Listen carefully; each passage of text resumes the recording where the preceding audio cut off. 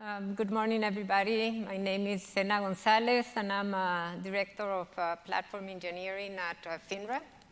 I'll be sharing with you how we leverage Storage Gateway in an environment, in particular the file gateway. But first, a little bit of who we are and what we do. For those who don't know us, FINRA, which stands for Financial Industry Regulatory Authority. We are an independent, non-governmental regulator. Our main mission is to ensure market integrity, and we are dedicated to investor protection. FINRA regulates all security firms and brokers doing business with the public in the US. And we do so by monitoring trading activity on all the US stock markets. And to do this on a daily basis, we have to process up to 135 billion market events. We spin up to 50,000 compute nodes, and we manage 40 terabytes of storage. So almost 6 years ago, and in order to enhance our capabilities, FINRA decided to move the workloads into the cloud. So as we were going through this journey, obviously, which had a big impact on our data centers, our footprints were reducing as we were moving workloads into the cloud. And one of the main challenges that we were facing is how to maintain and replace aging infrastructure without interruption to service, and in particular, without distracting teams that were focused on the cloud migration. So in order to take care of this challenge, we had to do some adjustments to certain practices that we had. The first one was we needed to align our text refresh cycles with the cloud migration. We didn't want to replace assets that were going to be vacated shortly after being replaced, or end up with assets in our data centers that were going to be underutilized because applications had migrated. So in many cases, we had to extend the refresh cycle of certain assets so that we ensured that when it came time to replace them, we were going to right-fit them. And we are constantly looking at our infrastructure, servers, and storage, in particular, those resources that are shared, so that we continue consolidating workloads and moving data so that we can further reduce our data center footprint. This led us into having to look into our service contracts. We look into third-party alternatives that are more flexible than managing those support contracts with your vendors. And obviously, we had to be very flexible and had contingency plans to accommodate for either delays or changes in the timeline. And as we move forward with being more familiar with AWS, obviously, we had another resource that we could leverage when looking into the replacement, C services or resources that we could leverage for on-prem applications. And this is how, beginning of this year, we started looking into the replacement of our NAS infrastructure. We have a total of 4 NAS filers that have reached the end of life. The last year, we had them, or actually this year, in third-party support. And we know that those services need to still be provided for on-prem applications for at least 2 more years. So we started looking into what to do with those filers. Obviously, the easy way is get something similar. But before we go there, sorry. This is how our environment looks. We have 2 data centers. The primary data center is where our workloads, production workloads run. Probably this looks very familiar to what you have. We have 2 filers, one in our DMC environment and one in our core environment. Between these 2, we have a total of probably 60 terabytes. We service 4 applications. We don't replicate fully the shares. We just replicate directories within the shares so that those are replicated to the secondary data center, which is our DR. Secondary data center, similar setup. Here we service QC workloads and also provide disaster recovery services. In these shares, we had QC and DR data, you might call it commingled, because we were just migrating portions of the production data. The DR data is presented in read-only to the clients, and its full access is provided only in the case of a DR event, whether it's real, which we haven't had a chance to test, or if it's a test. So again, as we were looking into this replacement, we started looking into storage gateway, the file gateway in particular. So the first thing that we did is we acquired an appliance, a hardware appliance, brought it on premises, and conducted a series of tests with our main application. From simple tests, just to test functionality, to all the way performance tests, to make sure that the performance that the devices was going to provide us was similar to what we already have. Obviously, the tests were positive, and then we decided to move forward with this replacement. We acquired a total of 11 storage gateways, and these were going to house the shares that we have. And the project right now is in progress.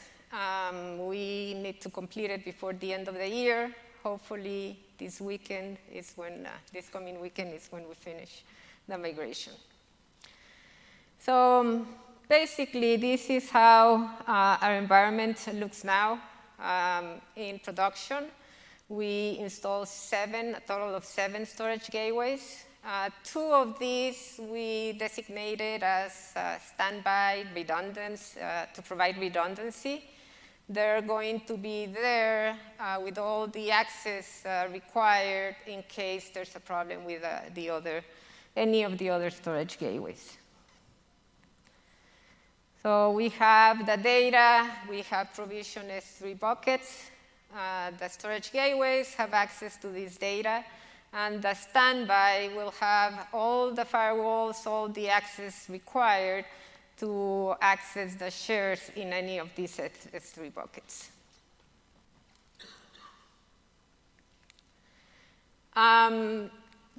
In our secondary data center, similar setup. Here we have less storage gateways, and we segregated QC and DR workloads. So one storage gateway is going to be servicing or providing access to the QC data, and the DR storage gateways are going to be providing access to the production data. Similar to what we already had been doing is the data is provided in the production data is provided in read-only, and it's only activated in case of a DR event is declared.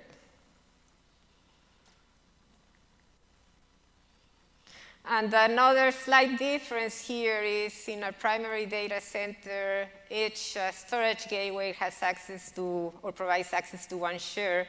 Here, one storage gateway is providing access to multiple shares. And the main reason that we did that is to minimize the footprint on one hand, and the other one is data access in QC is much lower than it is in production. And just one thing that I forgot to mention. So probably you have done this a few times, moving the data to the new location. It was simply of configuring the storage gateways, defining the shares, and once you have that, you can start copying the data. So we initiate that ahead of time. Once the initial sync is completed, we can schedule a maintenance window with the application just to do the shift from one location to the other one. And once we do that, the application is brought up. They don't see any difference in the environment. So along this way, some of the things that we learned, as indicated earlier, we decided on going with the hardware appliances. And since we are already a Dell customer, we did the purchase directly with Dell. So we just had to make sure that they knew what was the purpose of the servers that we were purchasing, to ensure that they had the right configs and that the software that is needed was going to be preloaded. One thing on which we had to invest a little bit of time was reviewing firewall requirements with our security team to make sure that we were in compliance, and also with the network team to review the setup required to have access to the cloud resources, S3 in particular. So we did this. It was kind of a lengthy process during a POC, so when we were ready to move into our implementation, all those things were already taken care of. Obviously, since we were getting hardware appliance, we needed to allocate for time for racking, stacking, and physically configure the devices. One thing that we found very helpful, it was, even though we had had those filers for a while, it was to document the environment, the shares that we use, the clients that access it, the VLANs that those clients are sitting. This was very helpful when configuring the storage gateways, and also helped us to clean up data a little bit before we moved to the new location. So I'm guessing that a lot of you face the same problem when you have a shared storage that everybody has access, and they just put everything there, and they never go back and clean up. So we took advantage of the migration to do that. Once you do all these things, management of the storage gateways is very, very simple. Very simple to define in the console, and very simple to configure. It takes minutes. The same thing with the shares. Once you define the gateway, you define the share, and you have all the clients, all the information. In minutes, you have a share that you can present to a client.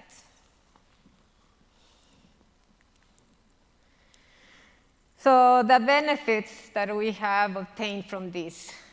First of all, cost savings.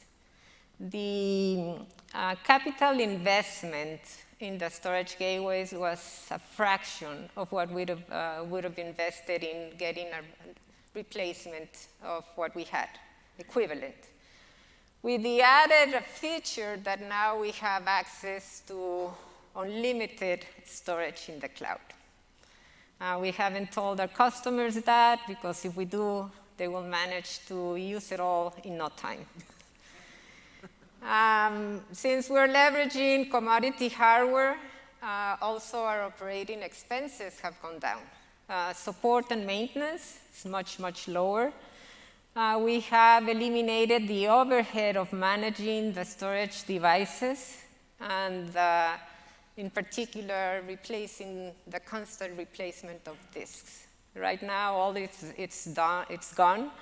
And we can manage this environment as opposed to multiple teams. One team can take care of the whole environment.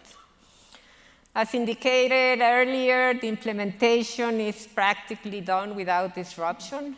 You can do all the work ahead of time and just schedule the small maintenance window to do the transfer.